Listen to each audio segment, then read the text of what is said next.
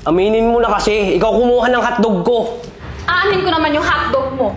Masarap ba yun? Siyempre naman. Mayroon akong rules dito sa pamamahay na to. Unang-una, ayoko ng reklamador. At higit sa lahat, ayoko ng malikot ang kamay. Malikot ba ang kamay mo? Ay, hindi po, madam. Hindi po. Makakaasa po kayo. Hindi po talaga. O sige, Iha. Mamaya, ilagay mo na ang mga gamit mo at ayusin mo ang mga gamit mo kasi ayoko rin na magulo ang bahay, okay? Salamat po. Sige. Thank you, madam. Oh, hi madam. Papasok na po ako. Ayun! Mayroon tayong bagong taga-renta. Pangalan niya si Joy. Hi po. Ayos. May mabibigtan na naman ako. Ano sinabi mo? Wala po. Anong ulit pangalan niya, tita? Joy po. Hello, Joy. Hi. Galing kang Pilipinas? Yes po. Saan sa Pilipinas? Cebu.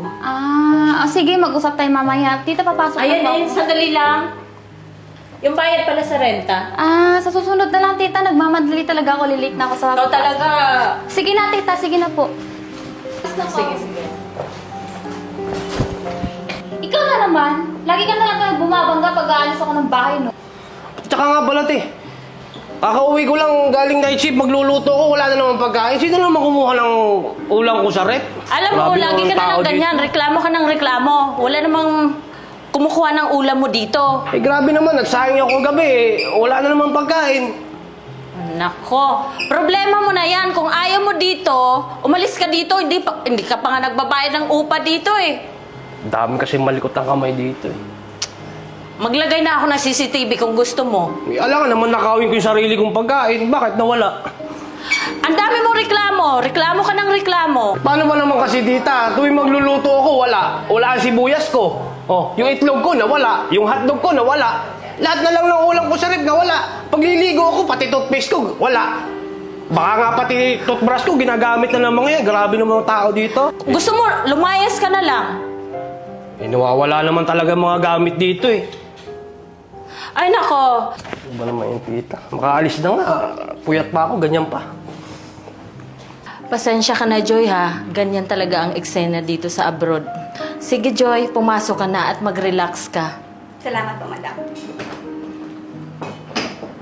So, bago ka lang pala dito sa abroad? Opo. Naghahanap ka pa ng trabaho? Di bali, pag may kailangan ka, magsabi ka lang. Pwede ka na maraming gamit dyan. Pwede ka namang makigamit. Basta magsasabi ka lang. Kasi dito, limit talaga nagkakawalaan ng gamit dito. Wala namang umaming kung sino. Sige po, salamat po. Sige. Ton, Oy, wala na tayong pulutan. Punta ka dun sa rep, tingnan mo yung ano. Lutuin mo yung hotdog ko dun. hotdog? Madami pa yan? Oo, andun. Sige. Kaluto ko kay Nelson ng pulutan. Wala na tayong pulutan eh. Kulang to eh. Yung hotdog ba pinaluto mo? Oo, dami ko dyan sa rep. Kakabili ko lang kagahapon ng grocery. Yung masarap mong hotdog? Siyempre. Ayos yan. Ray, wala ka naman palang hotdog doon eh. Wala na. Asan na yung hotdog na sinasabi mo? Anak ng tokwa na naman. Tingnan mo sa rep, wala doon. Wala na pala. Eh, kumuha na naman. Bakit? Lagi na lang ako nawawala ng ulam dito. Grabe naman. Sigurado ka ba mayroon kang hotdog sa loob ng ref? Baka naman naubos na yan bro, anong nalasing ka? Masama magbintang. Masama magbintang. Grabe, wala namang problema ang kumuha eh. Basta magpaalam eh. Ito, meron pa naman. Kada bili ko na lang ng hotdog. Pagsagaan na lang natin. Lagi na lang may kumukuha. Kuya, pasensya na po. Naubos ko ata pulutan nyo. Napasarap kasi. Nagtira ka pa. Sige lang, kayo naman. Salamat Sa'yo po. na lang po yan. Salamat po. Pulutan yan, hindi yan ulam.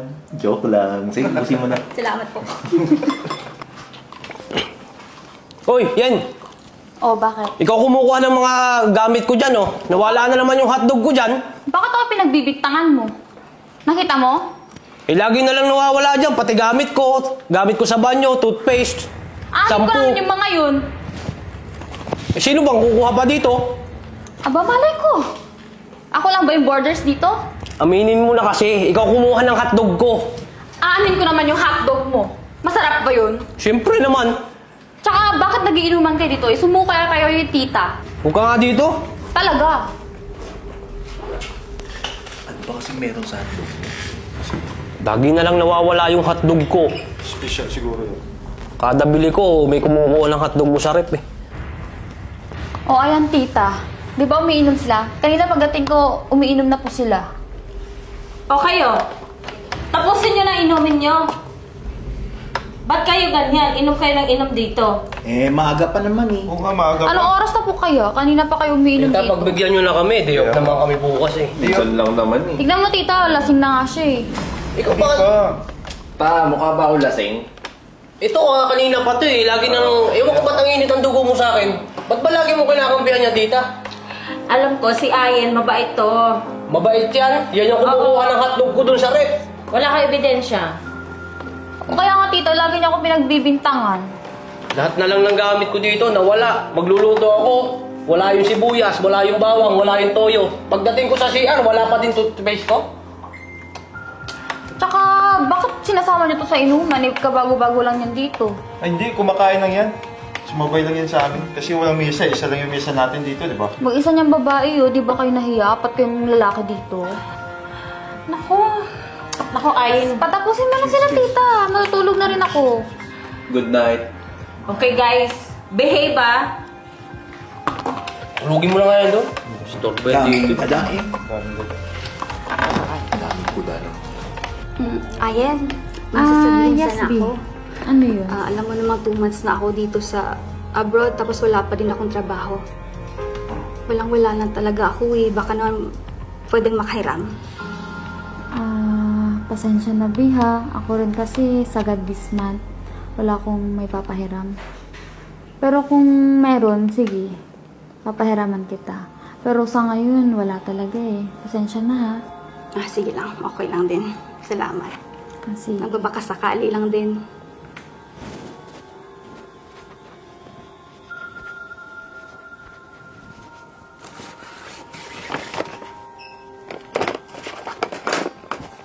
Ano yun? Ba't parang may kumakaluskos?